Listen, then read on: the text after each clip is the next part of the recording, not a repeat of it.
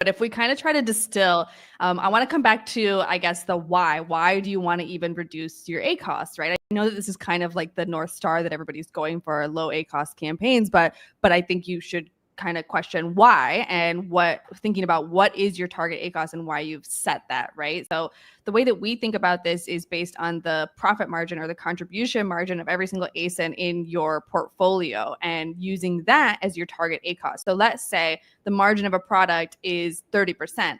And actually, if you have a 30% ACoS, that's actually a good ACoS. You don't necessarily need to reduce it, right? But by using that margin as kind of the North Star of what your target ACoS is, it gives you a better idea of where you can reduce things, and when you want to raise things. Because as Gabrielle said, like sometimes your initial reaction might be, oh my gosh, I'm spending too much, my ACoS is too high, let me go and reduce it. But that can actually come back to hurt you if you end up reducing it on a keyword that would have eventually, converted and been really good for you. But by figuring out what is your target ACoS and basing that on the profit of each product, you're able to get a better idea of, why you're doing what you're doing and what is really the strategy behind that. And then I think then you can go into some of the more complex factors that Gabrielle was talking about.